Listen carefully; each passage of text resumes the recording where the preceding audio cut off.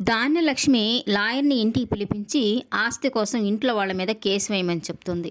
ఇక అక్కడికి వచ్చిన కావ్య ఇంటి యజమాని ఆస్తి కొడుకుకి చెందుతుందా లేక మనవడికి చెందుతుందా అని లాయర్‌ని అడుగుతుంటే ఇక లాయర్ అయితే మనవడికే ఆస్తి చెందుతుంది అని చెప్తుంటాడు.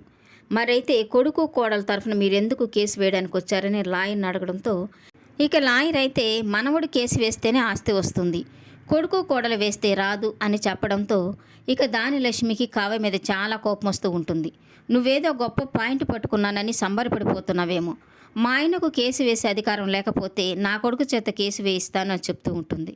ఇక అంతలో అక్కడికి వచ్చిన కళ్యాణ్ కోపంగా వాళ్ళ అమ్మను చూస్తూ నా అనుమతి లేకుండా, నా ఇష్టం లేకుండా, నా సంతకం లేకుండా కేసు ఎలా వేస్తావని గట్టిగా అరుస్తూ ఉంటాడు.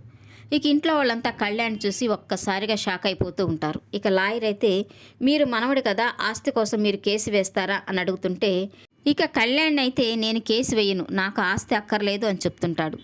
ఇక కోపం వచ్చిన ధాన్యలక్ష్మి అయితే ఇది నీ భవిష్యత్తు కోసమే ఇంతమందితో గొడవలు పడి కోర్టుకు వెళ్తుంటే చివరికి మీ నాన్న కూడా ఒప్పుకున్నారు, ఇప్పుడు ఇలా అంటావేంటి అని కళ్యాణ్ నరుస్తూ ఉంటుంది.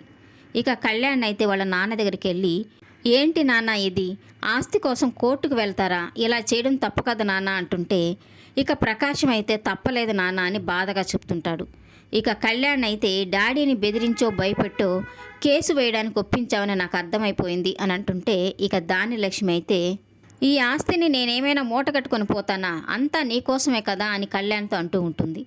ఇక కళ్యాణ్ అయితే కూర్చొని తింటే కొండలైనా కరిగిపోతాయమ్మా, ఈవేళ ఉండి రేపు పోయి ఆస్తులు ఎవరికి కావాలి అంటుంటే ఇక రుద్రాణి అయితే మనసులో ఈ కళ్యాణ్ వచ్చి అంతా చెడగొట్టాడు అని అనుకొని ఏం కావాలి కళ్యాణ్ నీకు అని అడుగుతూ ఉంటుంది. నాకు ఆత్మీయత అనుబంధం కావాలత్తా అని చెప్తుంటే కవిత్వం కడుపు నింపదు అని తను మాట్లాడుతూ ఉంటుంది. ఇక కళ్యాణ్ అయితే ఆస్తిని ఎవరు అడిగారు, నేను రాసిమ్మని అడిగానా, నా తరపున పోరాడి నా వ్యక్తిత్వాన్ని దిగజారుస్తావా అని వాళ్ళ అమ్మ మీద కోపడుతూ ఉంటాడు. ఇంత పెద్ద కుటుంబాన్ని నాకు మానసికంగా దూరం చేసే హక్కు మా నాన్నకైనా ఎక్కడిది అని వాళ్ళ నాన్నని అడుగుతూ ఉంటాడు. ఇక కళ్యాణ్ ఇంటికి వచ్చి వాళ్ళమ్మకి నాన్నకి బుద్ధి చెప్పి ఆస్తి కోసం కోర్టుకు వెళ్ళనీయకుండా చేయడంతో ఇక ఇంట్లో వాళ్ళందరూ చాలా సంతోషపడిపోతూ ఉంటారు. రాజు ఫోన్లో మాట్లాడుతూ ఉంటాడు అవతలి వ్యక్తితో, నాకు వీసా కావాలి, అలాగే నా వైఫ్కి వీసా పాస్పోర్ట్ 2 కావాలి అంటుంటాడు. ఇక అవతలి వ్యక్తి మేడంకి పాస్పోర్ట్ లేదా అంటుంటే నా వైఫ్కి పాస్పోర్ట్ కాదు కదా, పాస్పోర్ట్ సైజ్ ఫోటో కూడా లేదు, అది కూడా తీయించాలి అని చెప్తుంటాడు. ఇక రుద్రాణి అదంతా చాటుగా వింటూ ఉంటుంది. మరోపక్క కావ్య 30 రోజుల్లో ఇంగ్లీషు నేర్చుకోవడం ఎలా అనే బుక్ చదువుతూ ఉంటుంది. ఇక ఇదంతా చూసిన రుద్రాణి ధాన్యలక్ష్మి దగ్గరికి వెళ్ళి నీకొక షాక్ అయ్యే న్యూస్ చెప్పనా, నేను కళ్ళారా చూసి చెవులారా విని నీకు చెప్తున్నాను అని జరిగిందంతా ధాన్యలక్ష్మికి చెప్తూ ఉంటుంది. ఈ వీడియో నచ్చినట్లయితే లైక్ చేయండి, సబ్స్క్రైబ్ చేయండి. Thank you for watching.